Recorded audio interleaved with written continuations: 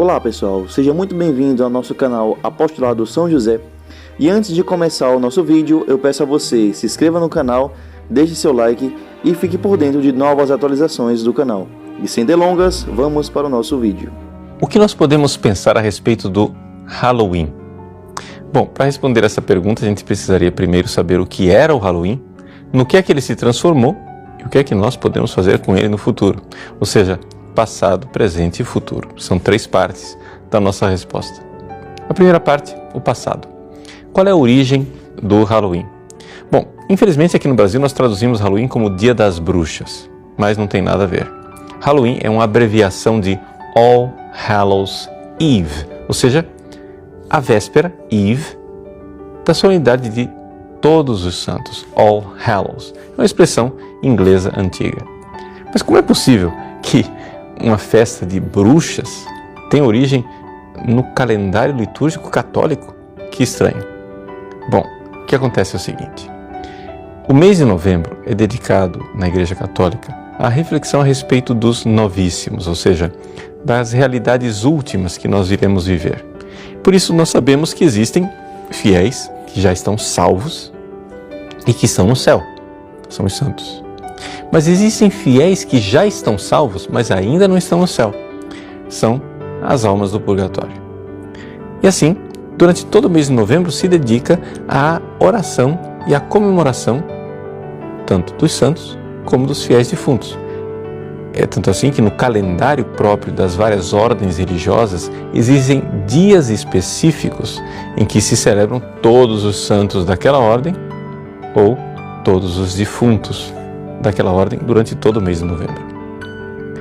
Ora, o que acontece é que o que nós podemos fazer pelas almas dos fiéis no purgatório são várias coisas. Primeiro, podemos mandar celebrar missa, podemos rezar pela pessoa, podemos visitar os cemitérios, podemos fazer jejuns.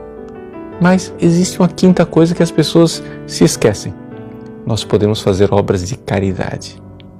E foi assim que, fazendo obra de caridade para com os pobres, que surgiu uma tradição daquilo que nós vemos no Halloween, que é o doce ou travessuras. O que é que acontecia? Na véspera da festa de Todos os Santos, porque ali já começava o tempo litúrgico, os pobres sabiam que podiam bater na porta das casas para receber esmolas.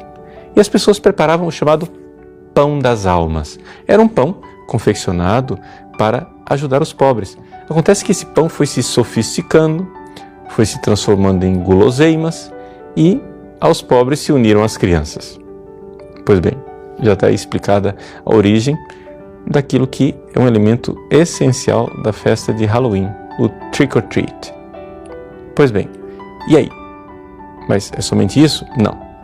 Também, na época de Todos os Santos, as pessoas visitavam os cemitérios para rezar pelos fiéis defuntos. Os cemitérios eram construídos ao lado da igreja.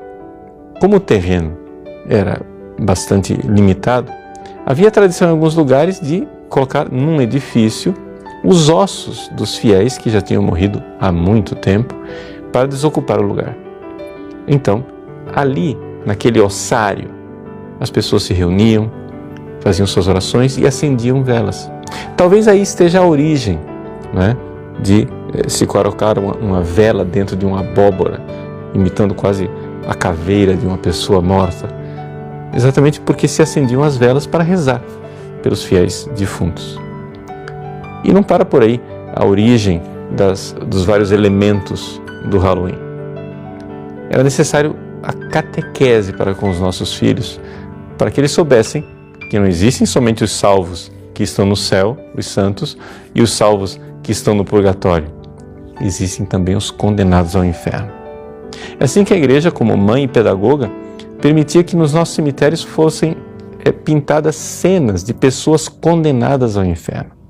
Essas cenas depois receberam o apelido de dança macabra, ou seja, era a imagem do diabo que levava acorrentadas numa fila uma série de pessoas condenadas ao inferno, né? Numa espécie de dança terrível, de ciranda que conduz as pessoas para a morte eterna. Pois bem, aquilo que era pintado nos cemitérios, nessa época do ano, às vezes, era encenado. em muitos lugares se faziam pequenos teatros, onde pessoas se vestiam de diabos, de bruxas, de pessoas más e condenadas ao inferno, de monstros. E quanto mais feio, melhor, porque eram pessoas condenadas ao inferno. E é um elemento catequético para ensinar aos nossos filhos. Daí você já entendeu de onde surgiram todos os elementos do Halloween. Mas a pergunta é, como é que de uma coisa tão boa e tão santa surgiu essa festa terrível? Bom, o fato é que veio a Reforma Protestante na Inglaterra. E a Rainha Elizabeth, por causa da sua heresia protestante que não crê na existência do purgatório e muito menos na oração pelos fiéis defuntos, proibiu qualquer manifestação de oração pelos fiéis defuntos. Só que acontece o seguinte, a Inglaterra e aqueles países circunvizinhos como Gales, a Escócia, a Irlanda, foram países que têm um passado antiquíssimo de cultura céltica. Ou seja, antes que o cristianismo chegasse naquelas terras, os celtas cultuavam as almas dos ancestrais.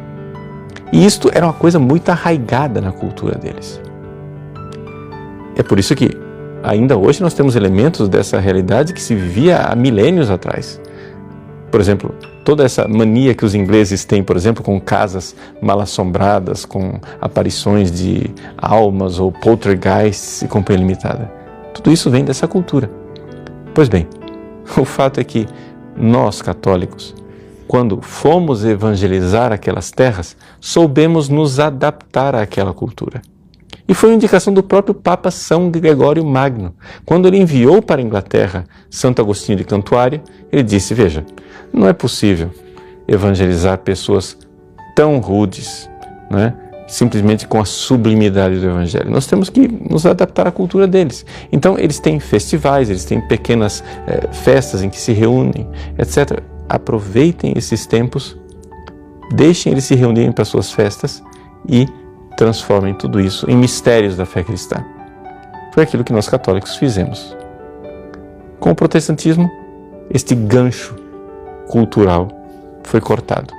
E aquilo que era um processo de evangelização, que, é claro, não estou dizendo aqui que não havia nenhuma superstição, porque sempre fica alguma coisa, mas era uma superstição que estava em processo de evangelização.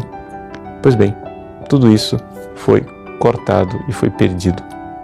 Sendo assim, os Estados Unidos, que foi depois colonizado pelos puritanos, que radicalizaram ainda mais aquilo que fez a Rainha Elizabeth, fizeram com que estes elementos católicos ficassem loucos e paganizados cada vez mais. É o que nós temos hoje com o Halloween, ou seja, é uma cultura que um dia foi católica e agora vai se paganizando cada vez mais. Você vai dizer, bom, então se é um elemento cultural, se é uma coisa folclórica, não tem problema dos nossos filhos participarem, não é verdade?